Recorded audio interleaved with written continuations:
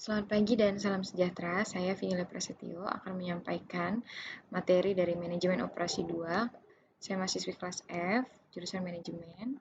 Di sini saya akan menyampaikan prinsip-prinsip just in time, yaitu tugas yang diberikan oleh Bapak Adi Mursalim.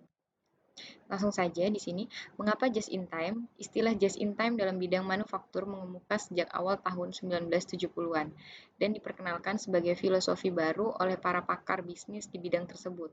Populernya istilah in just time tidak terlepas dari sukses besar industri otomotif Toyota Motor Company dan menerapkan sistem produksi yang dikembangnya sendiri yang diperkenalkan sebagai Toyota Production System.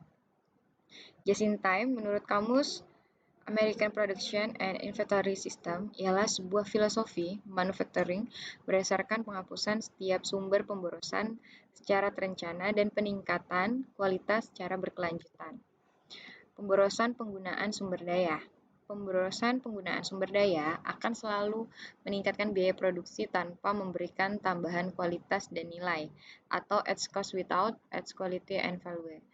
Berbagai sumber pemborosan yang umum terjadi di perusahaan manufacturing ialah waktu penyetelan mesin-mesin atau machine setup time, pemindahan bahan-bahan atau material mobile transportation, produk dan persediaan yang berlebihan atau excessive inventory, kehabisan bahan atau lacking of material, metode kerja yang tidak tepat atau faulty production methods, produk cacat atau produk defect, kerusakan mesin ketika produksi sedang berlangsung atau mesin breakdown dan lain-lain.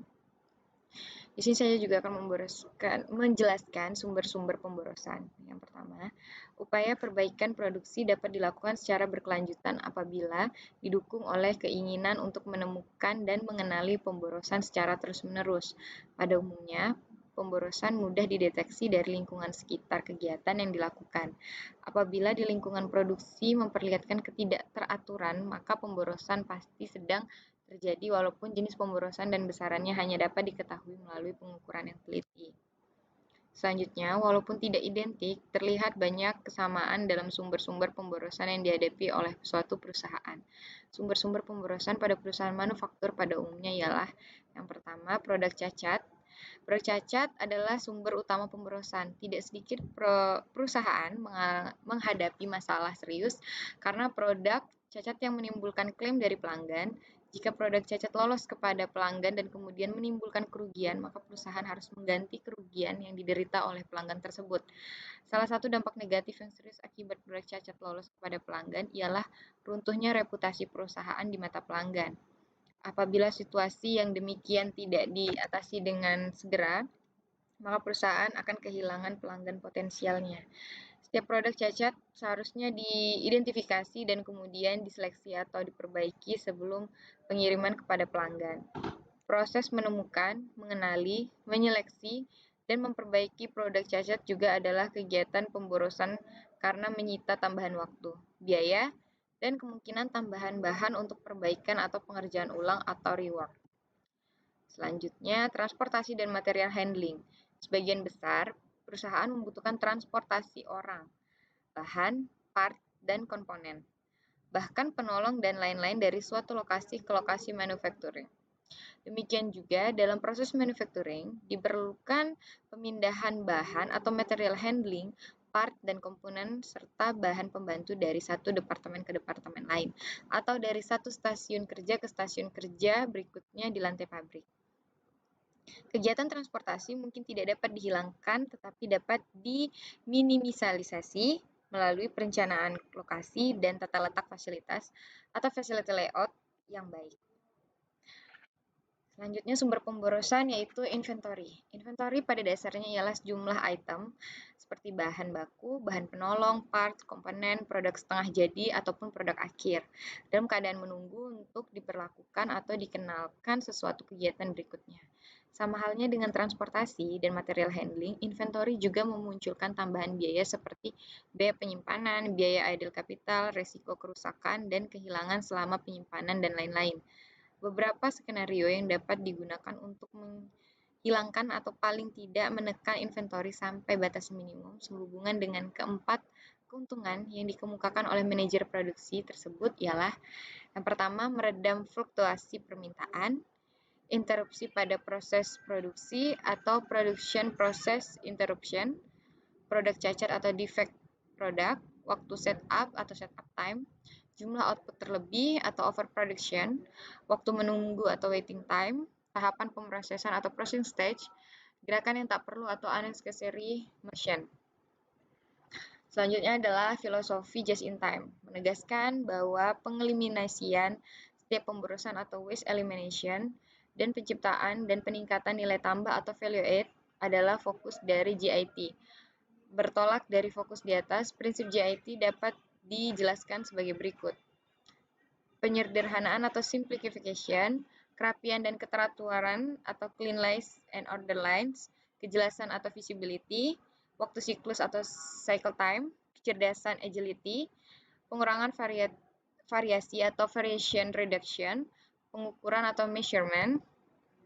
Selanjutnya keterbatasan just in time. Di sini ada beberapa, terbagi menjadi 3. Yang pertama adalah komitmen terhadap waktu. Sebagian besar program GIT membutuhkan waktu yang kadang-kadang cukup panjang agar manfaatnya dapat terlihat, terutama manfaat dari sudut finansial. Hasil studi terhadap perusahaan-perusahaan yang mengimplementasikan prinsip GIT menunjukkan bahwa dibutuhkan waktu 6 bulan hingga 3 tahun baru manfaat finansialnya dapat dirasakan. Yang kedua, komitmen terhadap mutu. Komitmen terhadap mutu membutuhkan perubahan terhadap berbagai kebijakan yang mempengaruhi pembelian, proses produksi, perancangan produksi, pemecahan masalah, dan pembinaan hubungan perusahaan dengan para supplier. Yang ketiga, pengurangan variasi. Just in time selalu berusaha menjaga dan meningkatkan stabilitas melalui pengurangan variasi pada pasokan dan proses internal. Stabilitas dalam proses internal dicapai melalui sistem pemeliharaan pencegahan atau preventive maintenance pada setiap fasilitas. Bila stabilitas tersebut dicapai pada penjadwalan dapat dilakukan dengan lebih mudah sehingga pemborosan akan semakin rendah. Selanjutnya, manufacturing yang efektif.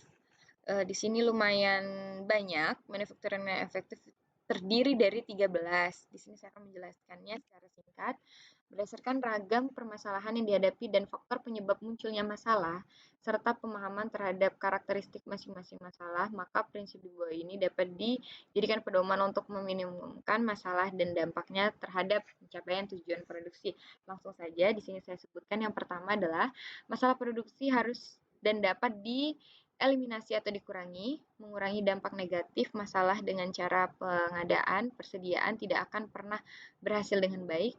Yang kedua, persediaan selalu lebih bersifat biaya atau more of liability daripada aset. Persediaan hanya bermanfaat pada saat terjadi fluktuasi permintaan dan penyimpanan, selalu memunculkan biaya. Yang ketiga, memberikan toleransi waktu terhadap kemungkinan mesin tidak beroperasi atau downtime jauh lebih baik daripada menggunakan mesin untuk mengerjakan sesuatu yang sebenarnya tidak dibutuhkan, hanya untuk menghindarkan mesin dalam situasi menganggur atau idle. Yang keempat, melakukan perencanaan ulang atau revisi rencana secara berulang-ulang dalam rentan waktu yang relatif pendek untuk mendapatkan rencana pada akurasi yang tinggi tidak akan menghasilkan implementasi yang baik karena faktor penentu keberhasilan implementasi ialah besarnya upaya pelaksanaan implementasi untuk mewujudkan keberhasilan. Perencanaan ulang atau merevisi rencana selalu beridentifikasi pemberian toleransi terhadap kesalahan dan kegagalan. Yang keenam, membuat rencana yang tidak dapat dilaksanakan lebih buruk dari tidak menggunakan rencana tersebut. Yang ketujuh, waktu ancang-ancang bukan hanya dapat dimonitor dan disesuaikan, tetapi juga dapat dikendalikan. Mengurangi waktu setup tidak hanya berdampak positif pada kebutuhan sumber daya dan eksekusi adalah penggunaan sumber daya yang direncanakan untuk memenuhi harapan pelanggan. Yang ke-10, hanya sumber daya yang membutuhkan kegiatan jangka-jangka yang perlu memiliki perencanaan ke depan, sedangkan rencana detail hanya mencakup kebutuhan sumber daya jangka pendek. Jangka menetapkan penggunaan sumber daya yang sifatnya fleksibel untuk kebutuhan spesifik kecuali saat penggunaannya telah tiba. Selanjutnya, yang ke-11, waktu adalah sumber daya yang paling berharga di antara sumber daya lain yang dibutuhkan dalam manufacturing. Yang ke-12, hanya ada satu sistem perencanaan dan pengendalian manufacturing yang kerangka kerjanya harus sesuai dengan keseluruhan. Yang ke-13, operasi yang dapat dilaksanakan dengan baik tidak pernah membutuhkan sistem yang kompleks. Dan yang terakhir, semua pekerja membutuhkan pembelajaran secara berkelanjutan. Baik, terima kasih. Itulah presentasi terkait prinsip-prinsip just in time yang sudah saya sampaikan. Terima kasih, selamat pagi, dan salam sejahtera.